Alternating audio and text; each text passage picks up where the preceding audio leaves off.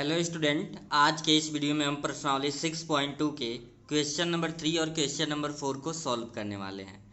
क्योंकि पिछले वीडियो में हम लोगों ने क्वेश्चन नंबर फर्स्ट और सेकंड को सॉल्व किया था। क्वेश्चन नंबर 3 और क्वेश्चन नंबर 4 दोनों सिमिलर ही हैं, इसलिए इन दोनों को एक साथ सॉल्व कराया जाएगा। यहाँ पे कह रहा है आकृति 6.18, तो ये आपका है आकृति 6.18 में L M parallel C D. L M parallel क्या है? L M parallel C B और L N parallel C D. L N parallel क्या है? सी डी के है। तो आपको सिद्ध करना है A M by A B is equal to A N by A D, यानी A M by A B is equal to A N by A D. आपको ये क्या करना है? प्रूव करना है। बहुत सिंपल सा क्वेश्चन है, तो चलिए देखते हैं इसको प्रूव कैसे करना है। तो क्वेश्चन में जो आपका फिगर दिया था यहाँ पे बना लिया गया है। क्या दिया गया है? Given that. गिवन दैट का मतलब होता है दिया है। क्या दिया है? L M parallel C B and L N parallel C D. इतना इन्फॉर्मेशन दिया है। आपको ये प्रूव करना है A M by A B, A M by A B and A N by A D. ठीक है, तो यहाँ पे बेसिक प्रोपोर्शनलिटी थ्योरम यानी बीपीटी लगेगा, जिसे थेल्स प्रमेय के नाम से भी डालते हैं। एक बार उसको बताते हैं वो क्या है। यहाँ पे आप देखेंगे एक ट्रायंगल है, अगर उसके किसी एक लाइन के पैरेलल कोई लाइन ड्रॉ की जाए, जैसे ए है, बी सी, ए डी है और ये क्या है? ई है। तो यहाँ पे दो कंडीशन होता है, जो A D by D B is equal to क्या होता है? A by E C, A by E C. ये तो होता ही है। इसके अलावा भी एक थ्योरम होता है जो इस दोनों क्वेश्चन में हम यूज करेंगे। यहाँ पे हम यूज कर सकते हैं A D by A B is equal to A by A C. क्या यूज कर सकते हैं? A by E C. तो ये दोनों थ्योरम बीपीटी थ्योरम यानी थेल्स थ्योरम की सहायता से, यानी A D by D B और ए बाई ई सी है, तो यहाँ पे दूसरा रेशियो भी सही है, A D by A B और A by A C, A by E सी। यही थ्योरम हम क्या कर रहे हैं, यही कॉन्सेप्ट यहाँ पे यूज कर रहे हैं। ठीक है, तो ध्यान से देखेंगे और क्वेश्चन समझेंगे। ठीक है, यहाँ पे लिखेंगे because L M parallel C B, L M parallel C B क्या कह रहा है? L M parallel C D है। देयरफॉर अभी मैंने जो आपको बताया वो यूज करेंगे। A M by A B क्या लिख सकते हैं? A M by A B is equal to A L by A C, A L by A सी।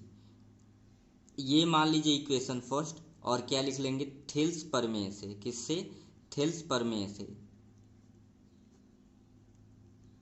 ठीक है, यहाँ पे हो गया। पुनः हम क्या देख रहे हैं कि दूसरा कंडीशन क्या है? L N parallel C D. L N parallel C D क्या है? L N parallel C D है। तो जो अभी ऊपर वाले ट्राइंगल में कॉन्सेप्ट यूज किया गया वही। क्या लिख सकते हैं? A N by A D. क्या लिख सकते हैं? A N by A D, A N by A D is equal to A L by A C, A L by A C. ये भी आपके थेल्स प्रमेय से ही हो गया। कहाँ से?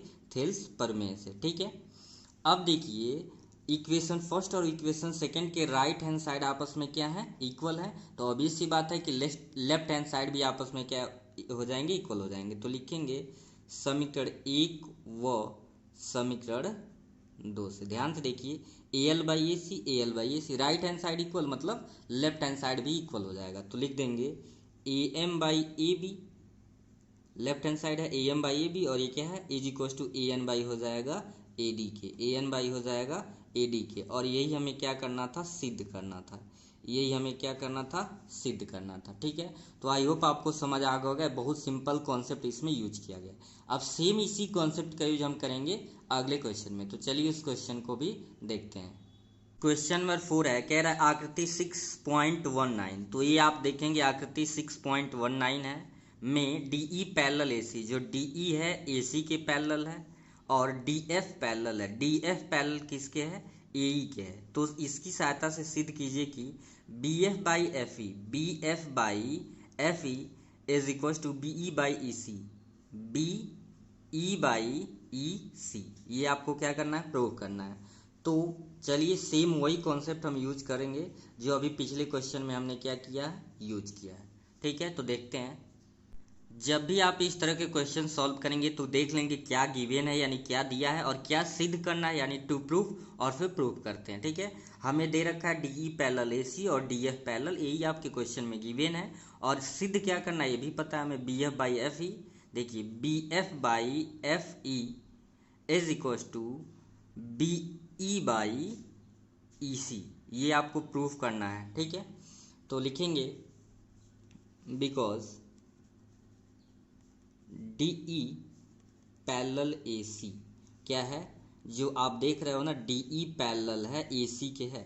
थोड़ा सा कन्फ्यूजन नहीं होना है, जब आप DE लोगे तो इसे छोड़ देना है। क्या ले रहे हैं हम, DE पैरेलल, ये वाला साइज छोड़ देंगे, DE पैरेलल AC है। तो जब DE पैरेलल AC है तो यहाँ पे BD बाई DA क्या लिख सकते हैं, therefore BD by DA, BD by DA, BD by DA is equal to BE by EC, क्या लिख सकते हैं, BE by EC। Equation first, और कहाँ से, AB थेल्स प्रमेय से, थेल्स प्रमेय से। आपको पता है कि अगर ऐसा कोई, ये जो DE साइड था AC के इक्वल है, तो BD बाई DA आप ऐसे भी चाहो तो लिख सकते हो BD by BA, BD by BA भी लिख सकते थे। ठीक है, लेकिन हमें हाफ पोर्शन ही प्रूफ करना है। क्या प्रूफ करना है, BF बाई FE और BE बाई EC, इसलिए हम ये वाला ले रहे हैं। तो एक पार्ट देखो मिल गया, BE बाई EC मिल गया ना, BE बाई EC मिल गया। ठीक है, अब लिखेंगे पुनः आपका दूसरा क्या दिया है, DF पैरेलल AE के है, जो DF पैरेलल है वो AE के है, DF पैरेलल AE के है। तो देयरफॉर फिर वही BD बाई DA क्या लिखेंगे, BD by DA is equal to किसके होगा। अब ध्यान देंगे ये वाली लाइन ले रहे हैं हम, ये वाली लाइन नहीं ले रहे हैं। आप ध्यान से देखो तो DE को छोड़ देना है। अब हम क्या ले रहे हैं, DF पैरेलल क्या ले रहे हैं, AE ले रहे हैं। तो हमको सिर्फ यहीं तक का रेशियो लेना है, यानी BD by DA is equal to BF by FE, BF by FE। तो यहाँ पे लिख देंगे BF बाई F और क्या हो जाएगा E, इक्वेशन सेकेंड, और यहाँ भी कहाँ से आया, थेल्स प्रमेय से। ठीक है, अब देखिए यहाँ पे BD by DA, BD by DA, left hand side equal है। लेफ्ट हैंड साइड क्या है, इक्वल है, तो ऑब्वियस सी बात है कि राइट हैंड साइड भी आपका क्या होगा। अब पहले में क्या था, राइट हैंड साइड इक्वल था तो लेफ्ट हैंड इक्वल किए, यहाँ पे क्या है, लेफ्ट हैंड साइड, यानी बायां पक्ष इक्वल है तो दायां पक्ष भी आपस में इक्वल होगा। तो लिख देंगे समीकरण 1 व समीकरण 2 से। सिंपल सा ये भी क्वेश्चन है, तो क्या हो जाएगा, पहले हमें देख रहे हैं क्वेश्चन में पहले BF बाई FE है, तो इसे ही पहले लिख लीजिए, BF by FE is equal to दूसरा क्या है, BE बाई EC, तो ये हो गया BE बाई EC। ठीक है, हैंस प्रूफ। कितना सिंपल ये क्वेश्चन था। ठीक है, तो अगर कोई भी डाउट हो तो एक बार रिपीट करके देख लें, या कमेंट सेक्शन भी आप इसको कमेंट सेक्शन में भी पूछ सकते हैं। फिर मिलेंगे नेक्स्ट वीडियो में, तब तक के लिए थैंक यू।